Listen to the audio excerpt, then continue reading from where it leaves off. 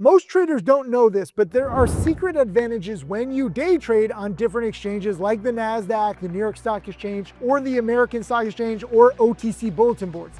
If you know how to use these advantages on each exchange, you can have the upper hand and profit more. Hi, I'm Tim Sykes, millionaire trader with 25 years experience, and I've now mentored 50 plus millionaire students from scratch. I want more millionaire students, but you gotta study up, so pay attention. First, let's talk about the NYSE. So the New York Stock Exchange has more legit companies, bigger companies. There's less risk of getting halted or, getting shut down or getting shorted into oblivion. But there are disadvantages because these companies are so big, the stock prices don't move as much. You're not going to get companies that are doubling or tripling or octupling in a day like on some other exchanges. So they're not necessarily ideal for small accounts that are looking for volatility. But how can you actually trade on this exchange so you have an upper hand? This is better for people who are swing traders.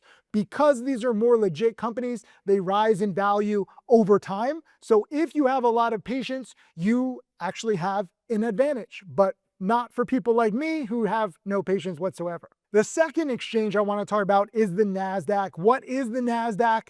I want to be very clear because I just memorized this. This is the National Association for Securities and Dealers Automated Quotation System. I know it's a mouthful, so just say Nasdaq. The secret advantage for traders is that these are mostly fast-moving, smaller companies, a lot of tech stocks, biotech stocks. It's great for small accounts. This is where all the volatility is. This is where a lot of the short sellers are because these are smaller, more speculative companies. A lot of the biotech companies, especially that spike up so fast because of some positive drug news, they also drop very fast because a lot of biotechs do not have a lot of cash. So short sellers specifically love the Nasdaq because anytime a biotech spikes on good news, it oftentimes drops very quickly when they do a financing at discount prices. The disadvantage is that there is scary volatility if you're new and unprepared. I have a lot of people who aren't used to the fact that biotechs can spike fast and drop fast. Same day, sometimes they have an offering, sometimes even same hour. They'll issue the positive press release with the drug news at 8:30 a.m. and by 9 a.m. they're doing a financing. So the stock might spike 200-300% and then drop 50% in a few minutes. So it's very volatile, which is very good if you're prepared. How do you actually trade on the exchange so that you have an upper hand? Understand there's going to be massive volatility and wild swings. Use that volatility to your advantage. Whether you're a long bias trader or a short seller, you just have to expect it ahead of time. You can't go into trading Nasdaq stocks just being blind. You must be cynical. You must be ready to buy the stocks on the way up, but also sell into strength. Do not overstay. Other things that most people don't know about, there's a lot of huge outperformers lately. Why? Because of how many short sellers there are right now in 2025. They're creating endless short squeezes galore. And biotechs aren't necessarily guaranteed to do financings right away. So sometimes these biotechs can spike several hours or even several days as over-aggressive short sellers get caught. Also, I want to bring up this chart comparing Netscape Navigator to the introduction of ChatGPT. This is 20 years apart, but it's actually pretty crazy where a lot of the AI stocks, which are listed on the Nasdaq, they're spiking very far, very fast, just like internet companies did back in the late 1990s when I made my first million. So whether you're investing in the .com revolution or the AI revolution, it's very similar and all the stocks are spiking dramatically. So Party on, Wayne! Party on, Garth. And because the Nasdaq is so volatile, I really want you watching this other video on when to take profits and when to cut losses. It's so important to be on the right side of these things. The market is very unforgiving if you're unprepared. And that video is linked in the description, so watch it, study up. Another exchange you should know about is the AMEX, the American Stock Exchange. You have to understand that this was actually acquired by the New York Stock Exchange, but it still trades on its own. And one of the secret advantages for traders, from my experience, is that there are lots of wild swings relating to how the stocks trade. There's oftentimes a big spread between the bid and the ask. It's not as automated as the Nasdaq. So this is very good because you have the wild swings. It's good for traders. Again, with small accounts, you can actually participate between the bid and the ask. And frankly, it's just a very inefficient market. So the disadvantages, though, are that there are big spreads. So you don't necessarily want to buy on the ask, because then if you're trying to sell on the bid, you lose money. But if you try to put your buy order in between the bid and the ask, and you know that there's going to be volatility, you can actually profit just that way. Or sometimes you can even put your buy order on the bid and profit as the stock rises. Long story short, there's going to be massive, massive tidal waves. Think about that giant wave in Interstellar that wrecks everything and there's like a time distortion. That's what's happening with the AMEX. It's not sci-fi, but there are giant waves like that, and you can learn to be prepared. So how do you actually trade on this exchange so that you have an upper hand? You focus on the big percent gainer, you ride the tidal waves up, but you get off very quickly because you have to be prepared for those crazy spreads and that added volatility. Other things most people don't know about is that there's actually many energy companies here. So when there's any kind of geopolitical incident happening, these energy stocks on AMEX can really spike very far, very fast. It lures in a lot of short sellers, so you're getting energy short squeezes on the AMEX specifically. And last but certainly least, we're going to cover the pink sheets in the OTC bulletin boards. If you've ever seen the movie Wolf of Wall Street, he specifically dealt with pink sheet stocks. Why is it called the pink sheets? Because before electronic trading, they actually traded stocks with these little sheets of paper that were pink. There's also gray sheets too. So different kinds of stocks were on gray sheets and different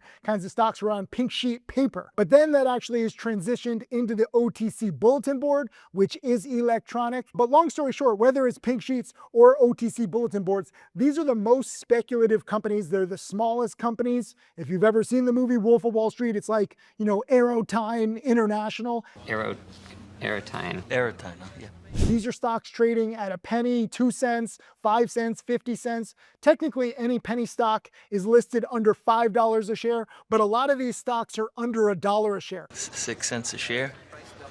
Come on, who buys this crap? There are a few legit real companies like Fannie Mae that still trade on this exchange, but they're very few and far between. A secret advantage for traders from my experience on OTC stocks is that there's no pre-market or after hours trading, which I loved because A, I could sleep more, and B, there were either big spikes or big panics at the open due to the built up orders and the timing inefficiency. Fun fact, I actually made my first million buying OTCs and pink sheets, just buying into the close, selling into the open the next day. I didn't know it 20 plus years ago. Why did it work time and again where my win rate was like 90, 95%? Because unbeknownst to me, boiler rooms were calling people at dinner time when they were most likely to take their call. They would pitch these pink sheets and OTC bulletin board stocks to naive people over dinner. Some people would actually believe the boiler rooms. They would put in their buy orders the next day. Because there's no pre-market trading, all the buy orders from the people who were getting taken advantage of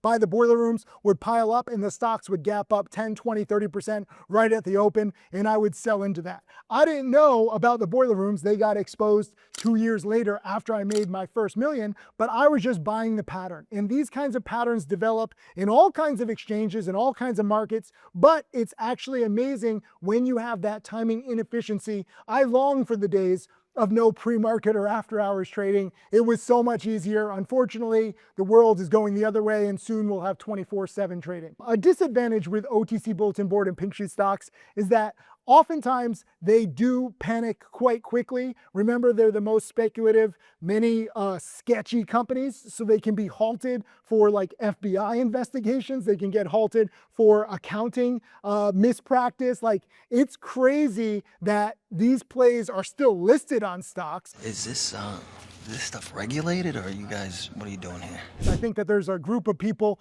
who would vow to get rid of all kinds of speculative companies, but this is America. But long story short, it's very difficult to get out of an OTC bulletin board or pink sheet stock, especially during morning panics. So you have to be extra careful. How do you trade on this exchange so that you have the upper hand? You buy the panics. You know, on that first red to green candle, I actually have a video on my YouTube channel. If you click the link in my description, you can see one of my my millionaire students, Huddy, nailed the morning panic on one of these plays. And it's clear as day once you actually learn the price action. You don't want to be caught in a morning panic, but if you let the morning panics play out, you can also take advantage of that rise quite nicely. Other things most people don't talk about, there are some big companies like Fannie Mae listed on the OTC bulletin boards, and Fannie Mae has been the single biggest ticker for creating my millionaire students. Stratty, my latest millionaire student as of my filming this video, just crossed over $1 million on Fannie Mae.